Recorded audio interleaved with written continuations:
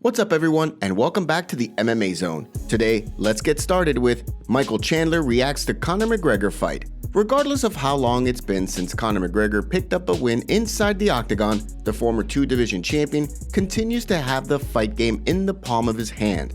McGregor recently dropped major news in an Instagram post that he had been offered a coaching spot on The Ultimate Fighter, instantly sending fight fans into a frenzy, with UFC President Dana White previously stating that McGregor's return fight would be against Michael Chandler. Fans immediately began to wonder whether or not the two would coach opposite one another on The Ultimate Fighter. At the same time, there was speculation that McGregor could coach opposite Jorge Masvidal. In addition, Tony Ferguson was also teasing a season opposite McGregor on TUF, leaving fans with plenty of questions. Michael Chandler appeared on Michael Bisping's Believe You Me podcast recently to discuss a potential fight with McGregor at welterweight, while taking a jab at rumors of the Irish superstar's PED usage, saying, "I'm not getting fluffy or fat, and I'm always around that 185 to 190 clip. So, 170 for me would be a dream come true. I don't like making 155. The only reason I can make 155 is just good old-fashioned 12 weeks of diet, exercise, discipline, and a little bit of dehydration at the end. So why not do 170? I still think I'm bigger than Conor at this point, even with his regimen that he's been on." So far, no word yet from the UFC on who McGregor could coach against. With plenty of opponents lining up to compete against him, it'll be interesting to see who he meets when he finally makes his return to the octagon. How do you see a fight between Chandler and McGregor playing out? Give us your thoughts in the comment section below. Sean O'Malley shares theory on Aljamain Sterling's rumored injury. As the fight community continues to eagerly await news regarding a fight between Aljamain Sterling and Henry Cejudo, the Funkmaster has repeatedly maintained that he wants to make sure his bicep is at 100% before accepting a fight against Triple C. While previous reports indicated that the fight could take place at UFC 285, it emerged that the champ would not be ready to fight in time. At that point, Henry Cejudo began to look at a fight with Sean O'Malley, which the champion quickly put a halt to as he revealed that he would only need another month to be ready to compete. As the Funkmaster prepares to undergo a stem cell treatment program, the hope is that he will return sooner rather than later. During a recent episode of the Timbo Sugar Show, O'Malley's coach weighed in on some recent footage of Sterling holding pads for Merab Dvalishvili, saying that if the champion's bicep was truly as injured as he claims, then he wouldn't be able to hold pads for kicks. Sugar Sean then proposed a theory regarding the injury entirely, questioning its legitimacy by saying, "I wonder if he's using that to just kind of let just be able to chill. I'm injured. So everyone's like, well, you can't expect him to fight then." With Sterling set to undergo stem cell therapy and the UFC 287 headliner already announced, a fight between Sterling and Cejudo would have to serve as the co-main event. While it's possible that the fight gets added, many have already begun to speculate as to whether or not the fight gets pushed back to UFC 288, which currently doesn't have any fights booked. Do you think the fight ends up getting finalized? Or will the UFC move on and book a fight between Cejudo and O'Malley? Drop your predictions for how things play out at 135 pounds this year in the comments below. Derek Lewis in must-win position against Sergey Spivak.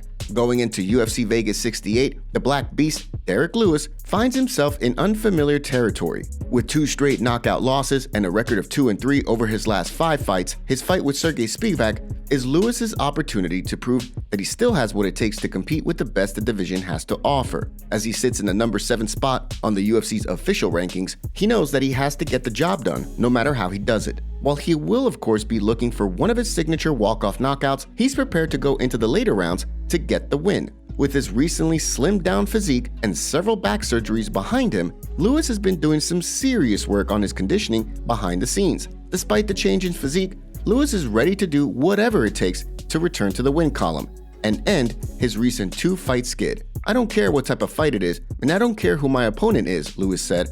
"I'm going to be looking for the knockout." How do you think things play out at the UFC Apex when the two clash on February 4th? Before we continue, make sure you give that like button some love and be sure to subscribe to the MMA Zone for all of the latest news. Jamal Hill eyeing eventual super fight with Jon Jones. In the wake of Jamal Hill's massive victory over Glover Teixeira at UFC 283, the newly crowned champion wasted no time looking to the future, welcoming a fight with middleweight champion Alex Pereira and eagerly responding to a call-out from former light heavyweight champion Jiri Prochazka. While there's been no word yet on when he will return to the octagon, given how recent he fought, Hill has admittedly continued to think about a super fight with Jon Jones. Should he continue to run through the light heavyweight division and Jones find success at heavyweight, he sees the stars aligning for a fight between the two. Yeah, it's never stopped crossing my mind, 1,000%. I want to build I still got some building to do, right? I still have defenses that I have to make and things like that. But is that a challenge that I want for the future? Yes, it is. With the lofty goal of fighting Jones in the future, it'll be interesting to see how the next few years play out for both men. Do you think a fight between the two materializes down the line? Give us your thoughts in the comment section below. Daniel Cormier weighs in on Pereira versus Adesanya rematch. Although the vast majority of the fight community was expecting a rematch between Alex Pereira and Israel Adesanya to be announced sometime this year, there was also plenty of talk of Pereira potentially moving up to fight recently crowned champion Jamahal Hill in a light heavyweight fight. In the midst of rumors flying regarding the Clash of Champions, the UFC announced the rematch between Pereira and Adesanya. While Daniel Cormier has been advocating for Adesanya to get an immediate rematch, he's skeptical of why the fight was booked so soon and seemingly out of the blue. But I just question whether or not the decisions being made are based, or the timing of the decision is based on this newfound push that Alex has been experiencing because of Jamahal being a champion and beating his mentor and training partner in Glover Teixeira. It just didn't feel like this was in the works before. With the rematch between Pereira and Adesanya at UFC 287 just over 2 months away, how do you see things playing out for Pereira this year? Give us your predictions in the comment section below. 3 fights announced for upcoming cards. 3 fights made headlines this week, leaving fight fans with plenty to talk about. First up, we have a showdown between Tyson Pedro and Modestas Bukauskas at UFC 284, marking Bukauskas' first fight back in the octagon. Pedro was initially slated to fight Zhang Mingyang on the card. However, with Mingyang now out of the fight, Bukauskas now finds himself back in the UFC after winning Cage Warriors Gold. Next up, we have a fight between Mahmoud Muradov and Abusipian Magomedov at UFC Vegas 71 on March 11th. This fight sees Muradov in a must-win position after dropping his last 2 fights. On the other hand, for Magomedov, he will be looking to build on the momentum of a successful octagon debut back in September. Last but certainly not least, we have a huge featherweight clash between Max Holloway and Arnold Allen for April 15th, where Holloway will look to defend his status as the division's #1 contender. Standing across from him in the octagon, however, will be Arnold Allen, a fighter who has only tasted defeat once in his 20-fight career. How do you see the 3 fights playing out? Drop your predictions in the comments below. And now for our breaking news story of the day. I'm very interested to see what Israel does different in the second fight, but I'm really interested in seeing him against someone who can wrestle. That's what I'm really interested in. I was just going to say, it's kind of working out perfectly for Alex, where you get another shot. Yeah. You get to go and face Israel again. That's the best matchup for you. You got a guy that is probably going to stand with you for as long as the fight lasts. Yeah. Izzy was winning that fight, and he still got him out of there. Yep. Yeah. So he all had the that, same too. All he had to do was move around. Yep.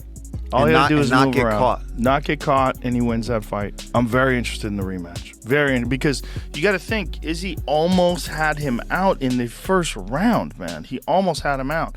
If he can avoid getting that leg compromised like he did in the first round of that fight, and so he's got his movement, and he also had some great moments grappling, which surprised a lot of people. Yeah. When he had Pereira's back. And if there's a time that you're going to pull out some grappling, it's in that matchup. It's with that dude. And he's been at it longer than Pereira. Conor McGregor turns down fight with Jorge Masvidal. After Conor McGregor revealed that he'd been asked to coach on The Ultimate Fighter, Jorge Masvidal appeared on the MMA Hour, where he revealed that McGregor allegedly turned the fight with him down for unknown reasons. I want Conor, but Conor doesn't want me. It sucks, Just doesn't want it. Every time the UFC's brought it up, he shuts it down. I don't know why. I think I'm bigger. I think I'm quicker than him, and we both know I hit harder than him. So I get it. Stylistically, it's not the best for him or his brand, Of course, for his part, McGregor has been asking for the fight for quite some time now. Back in 2019, during the lead up to UFC 240, Dana White shot down the talk of a potential fight between the two. saying that Masvidal is too big for McGregor. That naturally didn't sit too well with the Irish superstar, who was reportedly pissed at White's claim. While there's been no word from McGregor on whether or not he turned down a fight with Masvidal, fans have continued to clamor for a potential season of The Ultimate Fighter between these two. Given the outspoken nature of both fighters, a season's worth of content would without question be entertaining and provide a much-needed ratings bump for the reality show. If the two were to fight, how do you see things playing out? Drop your predictions in the comments below. Thank you so much for joining us today. What do you make of what's going on in the fight world? Make sure to like this video and subscribe to the channel to stay up to date on all the latest news from the MMA Zone. See you next time.